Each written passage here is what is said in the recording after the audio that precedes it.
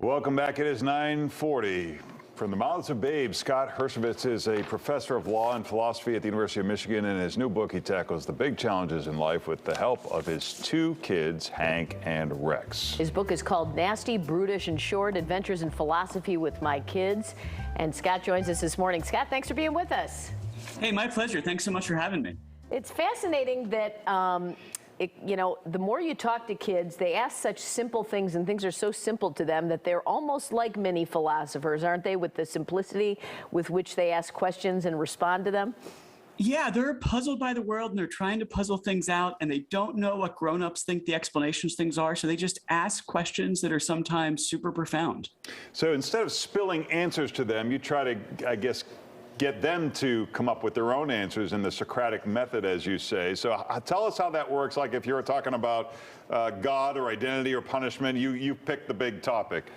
Yeah, so there's a chapter in my book about God, and one night at dinner, my kid asks me, is God real? And I think the thing to do in these circumstances is just to throw the question back at them and say, well, what do you think? And actually, on this occasion, when my older son Rex was 4 and I said, what do you think? He said, I think that for real, God is pretend, and for pretend, God is real. And it's been about 8 years since he said that, and I'm still thinking it through. I got to say, you seem to have a lot more patience with your kids than I do. I mean, you say, what is it? Kids ask how many questions an hour or a minute to their parents? What did you say? It averages out to about 2 a minute. Wow. And I love it when they just keep asking why. Why? Yeah, what do you do? I mean, do you lie to them? Do you ignore them? What do you do? Well, I say in the book, my favorite parenting hack is actually to flip the game and ask them why, right? Make them make an argument and actually keep asking them why. Challenge the answers they give so you get their brain doing the thinking. Huh. So what do you do? Because I used to try to do this, but my kids would get frustrated because they just want the answer. And I guess different kids maybe are wired a bit differently. What do you do? Do your kids ever get frustrated in that exercise?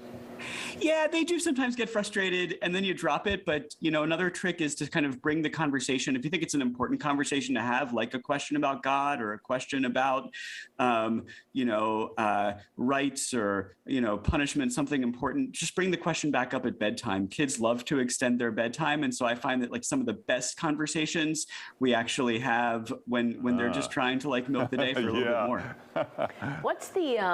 What's the deepest response you ever got from your kids or from other kids you've encountered? Because, I think you gave us one example, but one where you're like, that's really brilliant what they just said.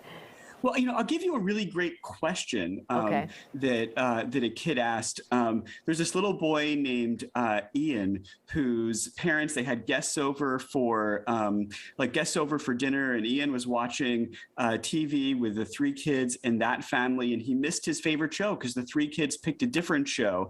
And after those kids went home, he asked his mother, why is it better for 3 people to be selfish than for 1 person to be selfish? And I just love that question because it's a challenge to democracy. It's a challenge like, wait a minute, like we're arguing over what to do. Let's just vote. And Ian's pointing out that maybe voting isn't a fair thing to do. And it's a challenge to the idea that we should be trying to like maximize the satisfaction of people's preferences, like economists tell us. And I think it's a really good question. If we're just being selfish, why does it matter that there are more of us? Wow.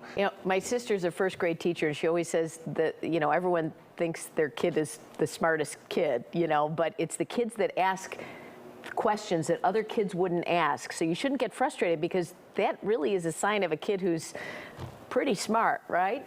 Yeah, for sure. And I actually think it's not just that these are aberrational kids that ask these questions. Yeah. I think most kids have big questions about the world, and a lot of adults just let those questions pass by. And so the book is kind of a plea to really see kids as serious thinkers and to take some time when you can to engage them in these big conversations. So I think people see philosophy as being really inaccessible, but is the idea here not to necessarily find objective answers, but to develop how to think? That's right. So in the book, I say philosophy is the art of thinking. That's actually the description that my older son gave when he was in second grade. And I love it because I think that's what philosophy is. It's not necessarily that we're after the answers, though we'd like to know what the answers are, but we're deepening our understanding by thinking things through.